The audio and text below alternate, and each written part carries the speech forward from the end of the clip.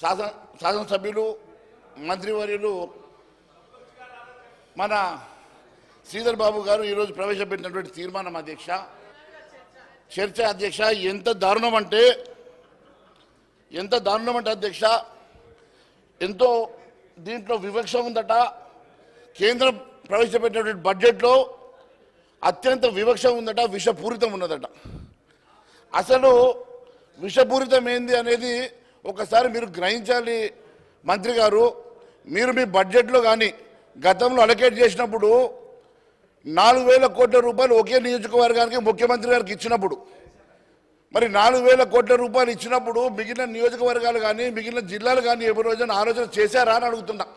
వాళ్ళు కూడా మీలాగానే ఆలోచన చేసి మా జిల్లాలను పూర్తిగా విస్మరించారని, మా జిల్లాలకు ఇవ్వలేదని ఆ జిల్లా వాళ్ళు కూడా ఈ రకంగానే తీర్మానం చేయమంటే తీర్మానానికి మీరు సిద్ధమా అని అడుగుతున్నా. అదే మాదిరి గౌరవ మంత్రి గారు మాట్లాడుతూ, నిన్న ముఖ్యమంత్రి గారు మాట్లాడుతూ, నిన్న కూడా చాలా దారుణంగా మా ఎమ్మెల్యేలని ఎంపీలని వారితో పాటు మా ఇద్దరు మంత్రుల్ని ఇష్టానుసారంగా కామెంట్ చేయడమే కాకుండా ఒక విషం చల్లేటువంటి కార్యక్రమాన్ని చేపట్టారు అధ్యక్ష. కేవలం మేము ప్రధాన ప్రతిపక్షంగా ఈరోజు ఈ రాష్ట్ర ప్రభుత్వానికి సమానంగా 8 మంది ఎంపీలను గెలుచుకునేసరికి పాపం ముఖ్యమంత్రి గారు ఇబ్బందులు పడి ఎక్కడైనా కుర్చీకి ఎసరు వస్తుందో, ఎక్కడ ఆయన పదవి పోతుందో అని చెప్పి భయపడి ఏదో ఒక రకంగా మమ్మల్ని ఇబ్బంది పెట్టాలని చెప్పి ఈరోజు ఈ రకంగా తీర్మానం ప్రవేశపెట్టడం ఎంతవరకు సమంజసమని అధ్యక్ష నేను అడుగుతా ఉన్నాను. అధ్యక్ష ఒకటే అడుగుతా ఉన్నాను అధ్యక్ష, కేంద్ర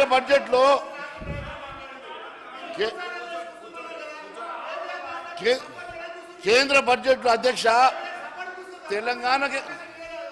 తెలంగాణకే కాదు ఏ రాష్ట్రానికి కూడా అన్యాయం చేయలేదు అధ్యక్ష. ఒక్కసారి ముఖ్యమంత్రి గారు అనుభవం లేకుండా డైరెక్ట్గా ముఖ్యమంత్రి అవడంతో పాపం వారికి ఫెడరల్ వ్యవస్థ మీద పూర్తిగా విశ్వాసం లేదా, అనుభవం లేక మాట్లాడుతూ ఉన్నారా? దయచేసి వారు ఒకసారి సభకు తెలియజేయాల్సిన అవసరం ఉంది అధ్యక్ష. నేను సింపుల్గా 2 అడుగుతా ఉన్నాను అధ్యక్ష. ఈ ఫెడరల్ స్ఫూర్తి ఈ దేశంలో ఏ రాష్ట్రంలో కూడా, ముఖ్యంగా ఉమ్మడి ఆంధ్రప్రదేశ్లో కానీ తెలంగాణ రాష్ట్రంలో కానీ ఏ రోజు కూడా జరిగినటువంటి ఒక కొత్త చర్చకు దారితీసినటువంటి ముఖ్యమంత్రి గారు. నేను ఒకటే అడుగుతా ఉన్నాను, కేంద్రం నుంచి నిధులు వచ్చినప్పుడు కానీ రామచంద్ర నాయక్ అధ్యక్ష మహేష్ రెడ్డి గారు తెలంగాణ రాష్ట్ర రాజకీయాల ప్రయోజనాల గురించి మాట్లాడమంటే టీఆర్ఎస్ వారు లేవగానే ఆయన కూర్చుంటాను 3-4 సార్లు వారు కావాల్సి కూర్చున్నారు అధ్యక్ష. వారిని ఒకరినొకరు సభలో ఒకరినొకరు సహకరించుకున్నట్టు కనబడుతూనే ఉంది అధ్యక్ష. ఇక్కడ మన ముఖ్యమంత్రి గారి గురించి సమస్య కాదు అధ్యక్ష. మీరు కాంగ్రెస్ ప్రభుత్వం వచ్చింది జీర్ణించుకోలేక మీరు బాధలో ఉన్నారు మహేష్ రెడ్డి గారు. దయచేసి రాష్ట్ర ప్రయోజనాల గురించి, ప్రజా ప్రయోజనాల గురించి చర్చించండి. అదేవిధంగా ఏ విధంగా ముందుకు మనం హక్కుల్ని సాధించుకోవాలనే దాని మీద కొంచెం కాన్సన్ట్రేట్ చేసి మాట్లాడండి ప్లీజ్. మహేష్ రెడ్డి గారు. మిత్రమా నువ్వు ఎంత తిప్పలు పడ్డా నీకు మంత్రి పదవి ఇయ్యరు, మీ కమ్యూనిటీకి ఒక్క మంత్రి పదవి ఇవ్వలేదు. మీరు ఎక్కువ ఆవేశపడకండి, వినండి. మేము మంత్రి గారు శ్రీధర్ బాబు గారు మాట్లాడుతున్న సందర్భంగా పచ్చి అబద్ధాలు మాట్లాడినా దాదాపు 40 నిమిషాలు విషం చిల్లినా కూడా మేము ఓపికతో విన్నాం. ఈరోజు మేము మాట్లాడుతున్న సమయంలో వారికి ఓపిక ఉండాలి అధ్యక్ష. ఎందుకంటే ఈరోజు యావత్ తెలంగాణ ప్రజానికం మన వైపు చూస్తూ ఉన్నారు. తెలంగాణ ప్రజలు ఈరోజు నిజంగా ఇది వాస్తవం అనుకునే రీతిలో వారి ప్రజెంటేషన్ ఉండే అధ్యక్ష. అయినప్పటికీ కూడా మేము పచ్చి అబద్ధాలు మాట్లాడినా కూడా మేము ఎక్కడ కూడా మధ్యలో ఇంటర్వ్యూని కాకుండా మేము చాలా శ్రద్ధగా వారు చెప్పిన మాటలు విన్నాం. తప్పుడు మాటలైనా అబద్ధం మాటలైనా 2 నిమిషాలు మేము మాట్లాడతామంటే వారికి ఓపిక ఎందుకు లేదో తెలియడం లేదు అధ్యక్ష. దయచేసి వినండి అధ్యక్ష. మీరు బాగానే ఉన్నారు కానీ వెనుకకెళ్ళి ఎందుకు మరి సౌండ్ బాగా పడతా ఉన్నాయి కొంచెం. నేను ఒకటి అడుగుతా ఉన్నాను అధ్యక్ష, ఏపీ బీహార్కి నిధులు ఇచ్చారని కదా అధ్యక్ష వీళ్ళకు బాధ. నేను ఒకటే విషయం తెలియజేస్తా ఉన్నాను అధ్యక్ష, వారికి స్పెషల్ స్టేటస్ ఇవ్వమని చెప్పి ఆ రోజు గౌరవ ముఖ్యమంత్రి గారు కూడా చెప్పారు, ఆంధ్రాకి స్పెషల్ స్టేటస్ ఇవ్వమని. గౌరవ కేసీఆర్ కూడా చెప్పారు, ఆంధ్రాకి స్పెషల్ స్టేటస్ ఇస్తాం, మాకేం అభ్యంతరం లేదని. నేను ఒకటే అడుగుతా ఉన్నాను, నిజంగా ఆంధ్రప్రదేశ్కి స్పెషల్ స్టేటస్ వచ్చుంటే ఈరోజు ఇక్కడ ఒక్క ఫ్యాక్టరీ అని ఉంటుండే అధ్యక్ష. వారిచ్చే స్పెషల్ స్టేటస్కి, వారిచ్చేటువంటి ట్యాక్స్ ఎగ్జామ్షన్స్కి ఈ రాష్ట్రం ఎడారిగా మారుతుండే అధ్యక్ష. ఈ రాష్ట్రం ఎడారిగా మారుతూ ఉండే. కానీ ఈరోజు కేవలం 15,000 కోట్ల రూపాయలు వారికి ఇచ్చినందుకు స్పెసిఫిక్గా 15,000 కోట్లు ఇచ్చిండ్రు, 15,000 కోట్లు ఇచ్చిండ్రు అని చెప్పి మా శ్రీధర్ బాబు గారు చెప్తా ఉన్నారు కదా. మరి ఈ రాష్ట్రంలో 80,000 కోట్ల రూపాయలు ఆన్గోయింగ్ ప్రాజెక్ట్స్ నడుస్తూ ఉన్నాయి. 9,50,000 కోట్ల రూపాయలు గత 10 సంవత్సరాలు ఇచ్చినటువంటి సందర్భం ఉన్నది. మరి దాని గురించి మాట్లాడారు అధ్యక్ష. మొన్న వెళ్ళి మంత్రి గారు గడ్కరీ గారు ఇచ్చినటువంటి నిధులు బ్రహ్మాండంగా మేము వెళ్తే మాకు శాంక్షన్ ఇచ్చారని చెప్పి గొప్పలు చెప్పారు కదా మంత్రి గారు. మొన్న అదే మాదిరిగా సివిల్ సప్లైస్ మంత్రి కలిసి వచ్చారు. అదే మాదిరిగా వాళ్ళు కేంద్ర మంత్రుల్ని, ప్రధానమంత్రిని కలిసి మరి బ్రహ్మాండంగా మాకు టైం ఇచ్చారు, బ్రహ్మాండంగా మా అడిగిన పనులు చేశారని చెప్పినటువంటి వీళ్ళకి ఈరోజు కేవలం ఆంధ్రప్రదేశ్కి 15,000 కోట్లు ఇస్తే మాకు ఇవ్వలేదని అక్కసుతో మాట్లాడుతున్నటువంటి మరి ఈ పరిస్థితి మంచిది కాదు అధ్యక్ష.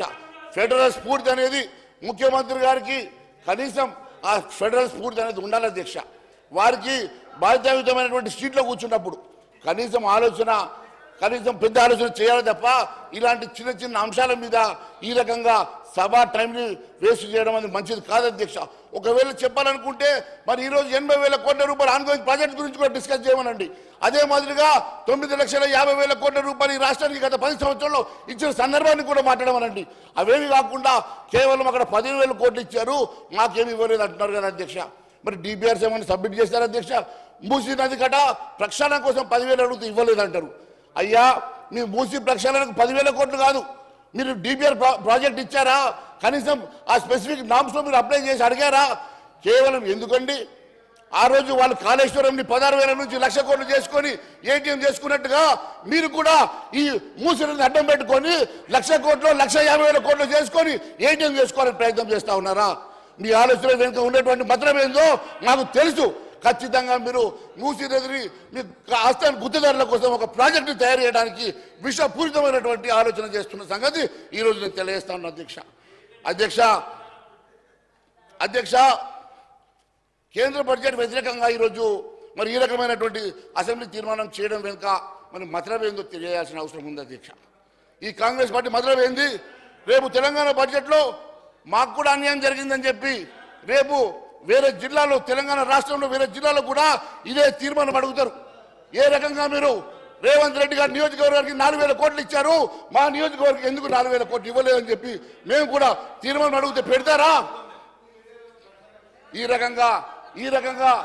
రకంగా వెనుకబడినటువంటి ఆదిలాబాద్ జిల్లాకు అన్యాయం చేస్తున్నారని చెప్పి రేపు ఆదిలాబాద్ జిల్లా నుంచి కూడా ఇలాంటి ఆలోచన వచ్చినప్పుడు అక్కడ ప్రజలు మరి ఈ అంశాన్ని మరి మా మీద ప్రెజర్ పెట్టినప్పుడు మేము కూడా మరి తీర్మానం అడిగితే పెడతారా? ఒకసారి అడగాల్సిందిగా మీ ద్వారా అడుగుతున్నా అధ్యక్ష. కేంద్రంలో ఇదంతా కూడా దీని వెనుక ఉన్నటువంటి అసలు రాష్ట్రం నేను చెప్తాను అధ్యక్ష. దీని వెనుక ఉన్నటువంటి అసలు రాష్ట్రం నేను చెప్తాను అధ్యక్ష. రాహుల్ గాంధీ గారు ప్రజా సమస్యను మర్చిపోయిన అధ్యక్ష. దేశంని మర్చిపోయి హిందువులంటే దేశాన్ని పెంచుకున్నాడు అధ్యక్ష. హిందువులకు వ్యతిరేకంగా మన స్టేట్మెంట్ ఇచ్చిండు అధ్యక్ష. ఇచ్చాడు ఆన్ రికార్డ్ మాట్లాడుతున్నాను అధ్యక్ష. కాబట్టి ఆయన మహేష్ రెడ్డి గారు సార్, ఇప్పుడు మినిస్టర్ గారు, నేను గౌరవ బీజేఎల్పీ లీడర్ మహేశ్వర్ రెడ్డి గారిని కోరుతా ఉన్నాం అధ్యక్ష. రాజకీయాలు మాట్లాడదామంటే వేరే సమయం సందర్భం ఉంటుంది. ఇది రాష్ట్ర ప్రజల ప్రయోజనాలకు సంబంధించి మేము వారిని అడుగుతా ఉన్నాం. ఏపీ రీఆర్గనైజేషన్ యాక్ట్కి సంబంధించి మీరు బీజేపీకి సంబంధించిన శాసనసభ్యులు కూడా రేపు రాబోయే కాలంలో బడ్జెట్ సమావేశాలు నడుస్తూ ఉన్నాయి పార్లమెంట్లో. దాన్ని సవరణ చేయడానికి మీ సహకారము, మీ చేయూత ఈ రాష్ట్ర ప్రజానికానికి సంబంధించిన ప్రయోజనాల విషయంలో మీరు మాతో నడుస్తారా లేదా ఆ స్పష్టతతో చెప్పండి. రాహుల్ గాంధీ గారి గురించి లేకుంటే మేము మోడీ గారి గురించి మాట్లాడాలన్నా లేకుంటే మీరు ఇతర నాయకుల గురించి మాట్లాడదామంటే వేరే చర్చ పెట్టండి సార్. ఇది this subject is not regarding that please. ఆయన ఎందుకంటే వారు కూడా శాసనసభ్యులు బీజేపీ నాయకులు.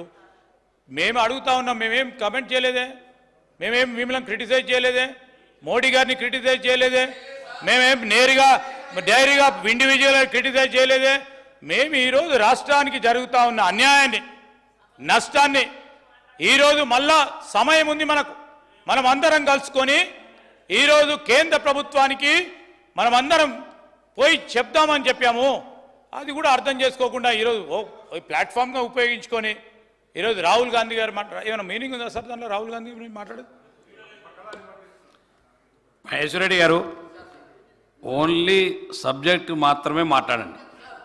ఎందుకంటే సభలో లేనటువంటి నాయకుల గురించి ప్రస్తావించకండి దయచేసి. ఇది సభలో లేని అంశం. అందుకనే ఈ రోజు మన తీర్మానమే అటువంటి ఈ రాష్ట్ర ప్రయోజనాల మీద చర్చ జరుగుతున్న సందర్భంలో కేవలం ఈ రాష్ట్రానికి రావాల్సినటువంటి మనం రాబట్టుకోవడానికి చేసిన ప్రయత్నంలో మీరు ఆ సబ్జెక్టుని అంకితమైతే బాగుంటుంది. బ్రహ్మాండమైన సూచన చేశారు స్పీకర్ గారు. కానీ గతంలో కూడా వారు మాట్లాడినటువంటి అంశాలను కూడా మీరు పరిగణలోకి తీసుకోండి. వారు ఏమేమి అంశాలు మాట్లాడారు, ఏమేమి అంశాలు ఏ రకంగా విషం జిమ్మి తెలంగాణ ప్రజానీకానికి ఏ రకంగా తప్పుడు సమాచారం ఇచ్చే ప్రయత్నం చేశారో దానికి క్లారిఫికేషన్ ఇవ్వాల్సిన బాధ్యత